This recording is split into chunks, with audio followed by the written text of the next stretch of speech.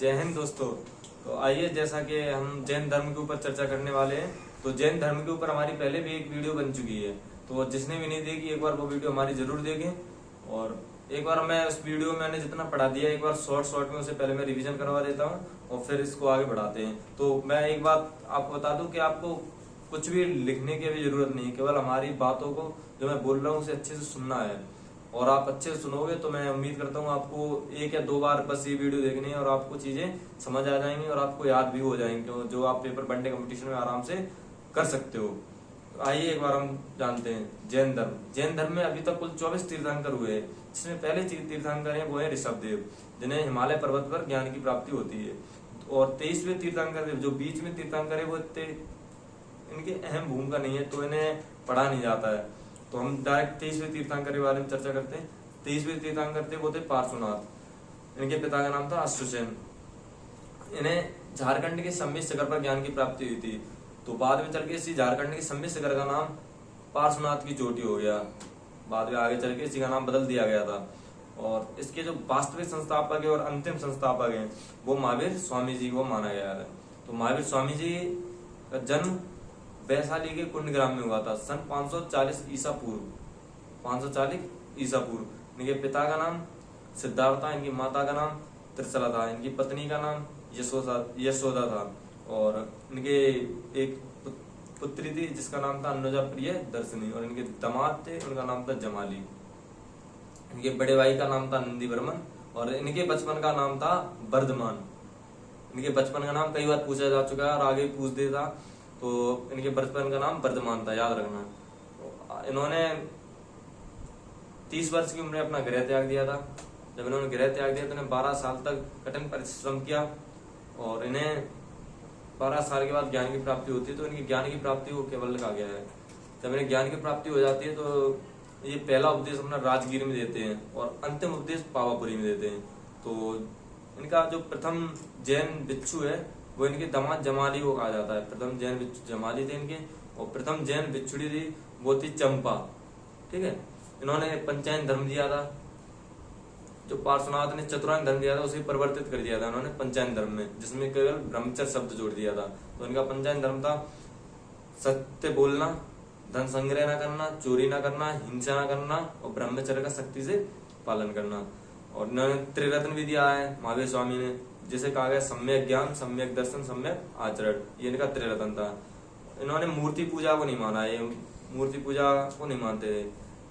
कर्मकांड, मूर्ति पूजा कोई कर्मकांड ये नहीं मानते थे। ये पुनर्जन्म में विश्वास रखते थे, ये पुनर्जन्म को मानते थे। इन्होंने पुनर्जन्म को कहा है कि इसकी जो है वो जब तक अगर हम अपनी आत्मा को इतना सता देंगे ना, इतना उसे कष्ट दे देंगे इसी जन्म में कि वो दूसरा जन्म फिर लेगी नहीं, और जब दूसरा जन्म नहीं लेगी तो हमें मोक्ष की प्राप्ति हो जाएगी। और ये युद्ध और कृषि वगैरह को इतना वो नहीं करते थे, क्योंकि ये हिंसा, इससे हिंसा होती तो ये अहिंसावादी थे। और इनकी मृत्यु 468 ईसा पूर्व पावापुरी में इनकी मृत्यु हो गई थी। इनकी मृत्यु के बाद का हम आगे शुरू करते हैं। तो जब इनकी मृत्यु हो जाती है तो इनके जो उपदेश देने वाला था वो इनके बाद आर्य सुधर्मा को चुना गया था। इनकी मृत्यु के बाद प्रथम जो उपदेश दिया था महावीर की मृत्यु के बाद वो दिया था आर्य सुधर्मा ने। आर्य सुधर्मा, ठीक है, ये इनकी मृत्यु के बाद इसने उपदेश दिए थे। आगे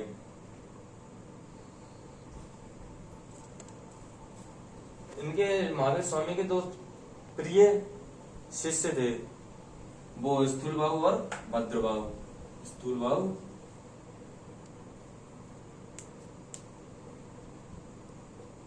स्थूलबाहु और भद्रबाहु, ये इनके दो प्रिय शिष्य थे। जब ये लोग मगध में रह रहे थे तो मगध में मौर्य उत्तर युग में 12 साल का भीषण अकाल पड़ा था। तो जब वहां भीषण अकाल पड़ा था तो क्या हुआ, ये जो भद्रबाहु था ये उसे वहां मगध को छोड़कर चला गया था कर्नाटक में। इसके जो अनुयायी थे, इसके जो साथ के थे वो भी इसके साथ चले गए थे। तो जब ये और इसी के साथ वहां का जो राजा थे चंद्रगुप्त मौर्य।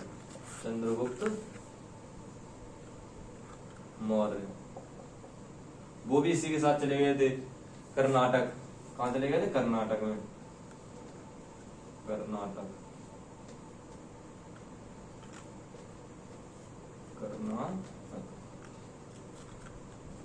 चंद्रगुप्त मौर्य की मृत्यु भी वही कर्नाटक में होती है, संलेखना विधि से।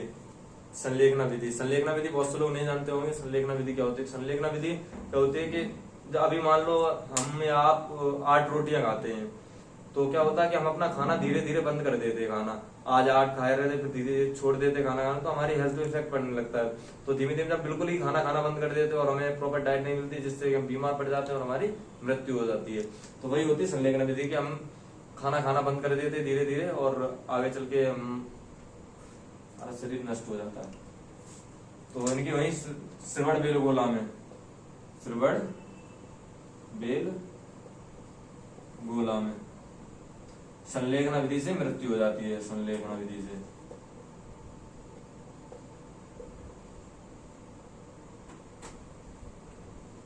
तो जब ये यहाँ भीषण अकाल पड़ा हुआ था, जब सब कुछ यहाँ ठीक हो जाता है मगध में, तो ये भद्रबाहु वापस मगध में आ जाता है। जब ये वापस मगध में लौट के आता है तो इन दोनों में मतभेद हो जाता है। इन दोनों में आपस में इतना अच्छा मन प्रेम नहीं बन पाता है। तो जो जैन धर्म था इसके बाद आगे 2 भागों में टूट जाता है।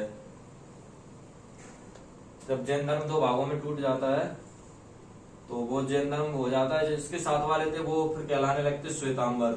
जो इसके साथ रहते थे वो कहलाने लगते श्वेतांबर, और जो भद्रबाहु के साथ कर्नाटक चले गए थे वो कहलाने लगते दिगंबर। दिगंबर। तो जो श्वेतांबर वाले थे वो सफेद वस्त्र, श्वेत वस्त्र धारण करते थे। ये श्वेत वस्त्र धारण करते थे, श्वेत वस्त्र। और जो ये थे ये निर्वस्त्र रहते थे, दिगंबर वाले। श्वेतांबर वालों का मानना था कि महिलाओं को मोक्ष नहीं मिल सकता है। महिलाओं को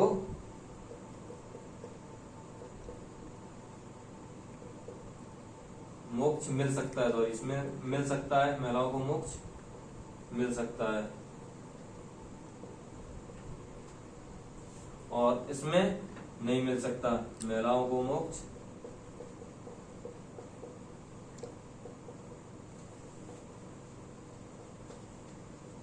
नहीं मिल सकता। ठीक है। और इसके 19वें तीर्थंकर थे मल्लिनाथ। इनके अनुसार वो पुरुष थे और इनके अनुसार मल्लिनाथ महिला थे और इनके अनुसार पुरुष थे। 19वें तीर्थंकर मल्लिनाथ।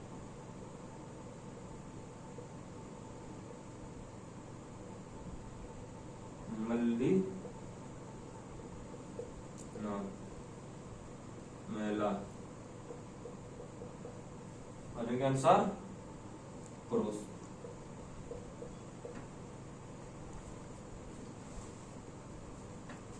इन्होंने कहा था, श्वेतांबर वाले लोग मानते थे कि जो हमारे महावीर स्वामी जी थे वो विवाहित थे, विवाहित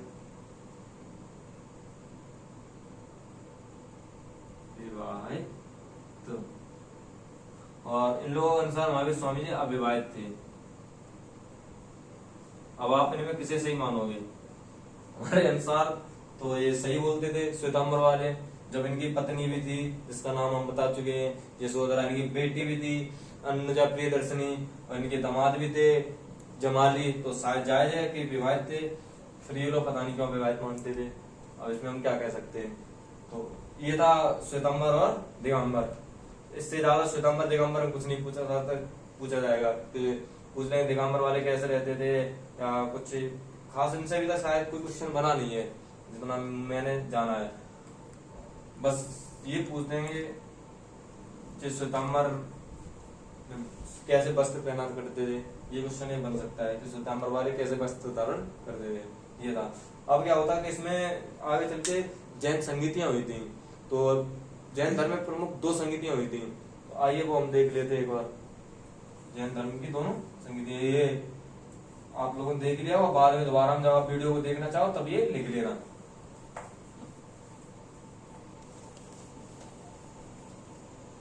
प्रथम जैन संगीति,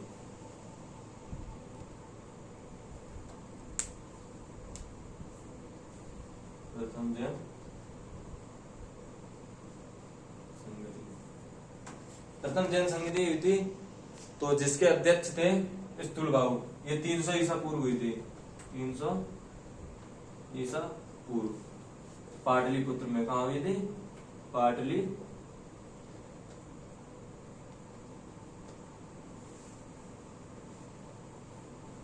पाटलिपुत्र में हुई थी। और इसके जो अध्यक्ष थे, वो थे स्थूलबाहु।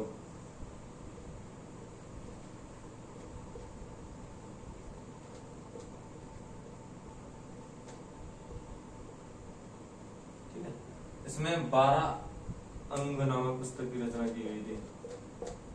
12 अंग की रचना भद्रबाहु ने की थी।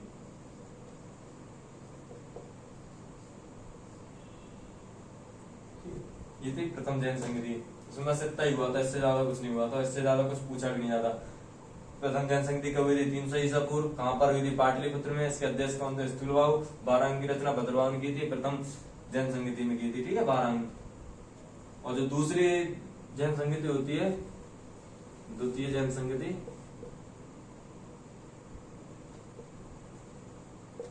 द्वितीय जैन संगति, ये गुजरात के बल्लभी में होती है। द्वितीय जैन संगति गुजरात के 6ठी शताब्दी में, 6ठी शताब्दी में गुजरात के बल्लभी में, गुजरात के बल्लभी में। ठीक है, इसके अध्यक्ष थे देवादी श्रमण। अध्यक्ष देवादी श्रमण। ये द्वितीय जैन संगति। इसमें 12 उपांग की रचना की गई थी। 12 उपांग रचना।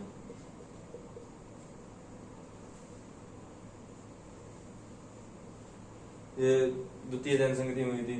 ये प्रथम जैन संगति और द्वितीय संगति। जैन साहित्य को आगम कहा जाता है।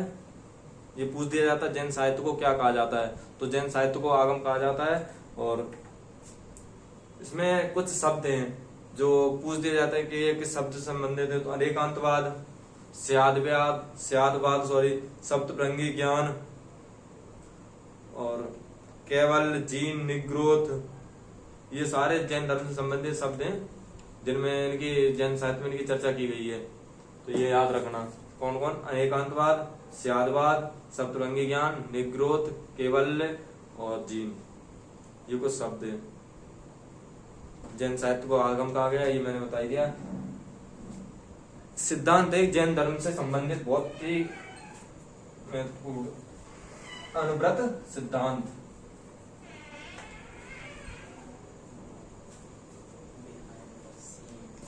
अनुव्रत सिद्धांत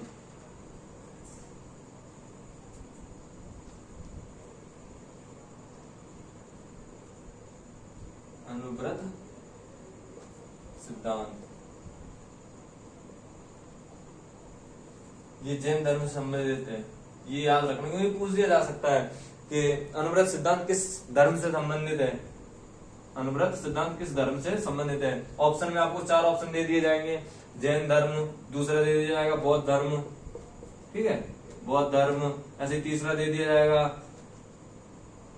कोई सा भी धर्म दे देंगे, वैष्णव धर्म या और भी जो भी हैं, जैन वैष्णव धर्म या यहूदी धर्म, कोई भी धर्म दे देगा। ऐसे 4 ऑप्शन देके पूछ दिया जाएगा। तो ये याद रखना कि अनुव्रत सिद्धांत जैन धर्म से संबंधित है। ठीक है, और जब जैन धर्म के ऊपर एक जीवनी लिखी गई है, कल्पसूत्र, जैन धर्म की जीवनी है कल्पसूत्र। ये बहुत याद रखने, कई बार पूछी जा चुकी है। कल्पसूत्र की रचना किसने की थी? कल्पसूत्र ये जीएस में भी क्वेश्चन बन सकता है। कल्पसूत्र की रचना किसने की थी? कल्पसूत्र की रचना भद्रबाहु ने की थी। भद्रबाहु, कल्पसूत्र की रचना। इसमें जैन धर्म के ऊपर जीवनी लिखी गई है पूरी, जैन धर्म की जीवनी। ऐसा ही क्वेश्चन बन सकता है कि जैन धर्म की जीवनी किसे कहा गया है, जैन धर्म की जीवनी। तो जैन धर्म की जीवनी कल्पसूत्र को कहा गया है। जैन धर्म के ऊपर पूरे जैन धर्म के जो उपदेश हैं वो 14 पूर्व नामक पुस्तक में लिखे गए हैं। 14 पूर्वा।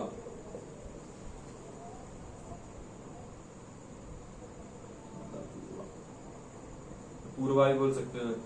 इसमें पूरे जो जितने भी जैन मुनि महावीर स्वामी ने उपदेश दिए थे वो सारे इसमें हैं। महावीर स्वामी के उपदेश लिख दिया मैं, ठीक है, उपदेश।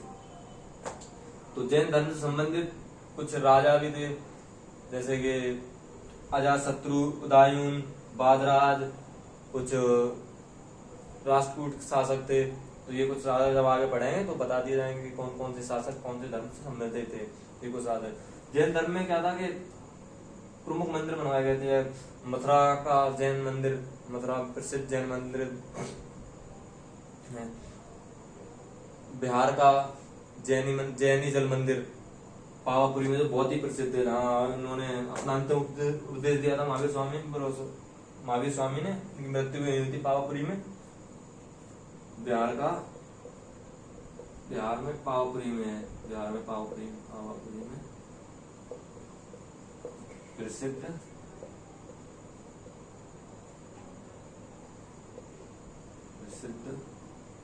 जैनी जल मंदिर।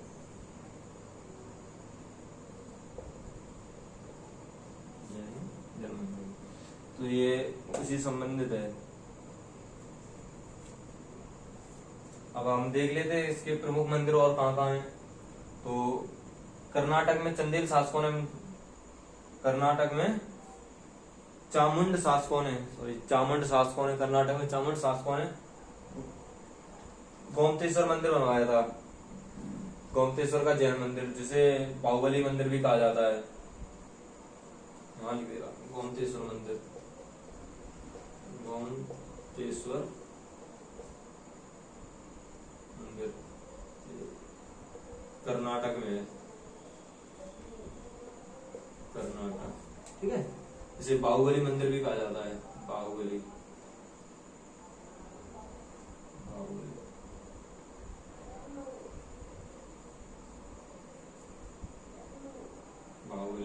मंदिर कर्नाटक में चामुंड शासकों ने बनवाया था इसे। चामुंड शासकों, एक बार देख लो आप लोग, मैं एक बार इधर हो जा रहा हूँ। गोमतेश्वर मंदिर कर्नाटक में है। बाहुबली मंदिर भी इसे कहा जाता है और ये चामुंड शासकों ने बनवाया था। बिहार में पावापुरी प्रसिद्ध जैनी जल मंदिर। और जैन धर्म की जीवनी कल्पसूत्र, ये भद्रवाह द्वारा रचित। ये बहुत इंपोर्टेंट है, ये ज्यादातर याद रखना, ठीक है। अनुव्रत सिद्धांत जैन धर्म से संबंधित है, ठीक है। जैन धर्म से अनुव्रत सिद्धांत जैन धर्म से संबंधित है। ये तो और भी इसमें मंदिर है, वो हमने अभी इसे एक बार रफ कर दे, वो आगे लिख दे रहे थे हम।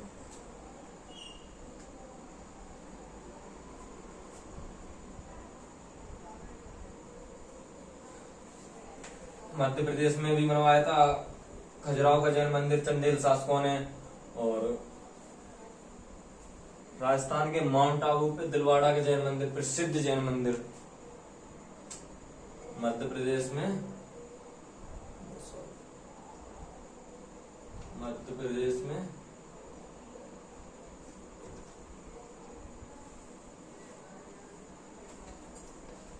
खजुराहो जैन मंदिर, खजुराहो का जैन मंदिर,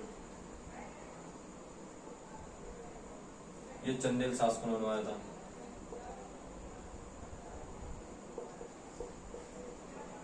चंदेल शासकों ने,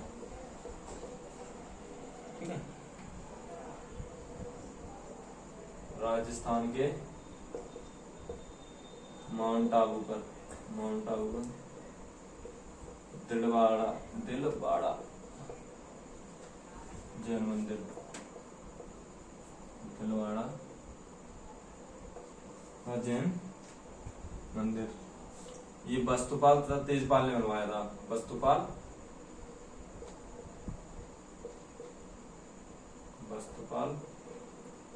और तेजपाल ने, ठीक है। ऐसे ही पूछा नहीं जाता, फिर भी ये हो गया हमारे जैन मंदिर। अब हम देख लेते एक बार जैन धर्म इतना आगे तक क्यों नहीं चल पाया, क्या वो था, इसके विनाश के कारण क्या थे। तो आइए हम एक बार, इसमें क्या था कि जैन धर्म में इसकी जो भाषा थी प्राकृत भाषा, बहुत कठिन भाषा थी जो हर किसी के समझ में नहीं आती थी, ना कोई बोल पाता था।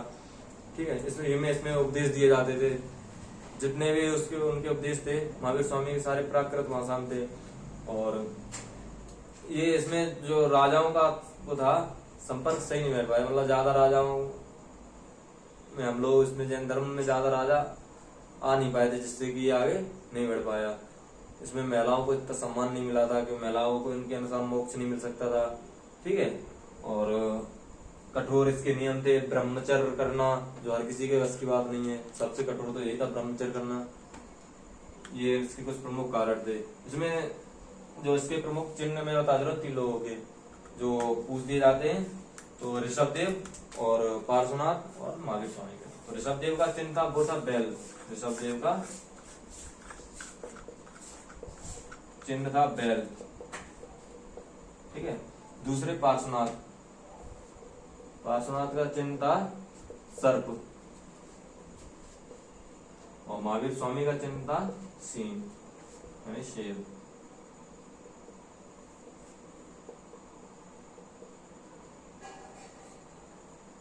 ठीक है, ये इनके प्रमुख चिन्ह।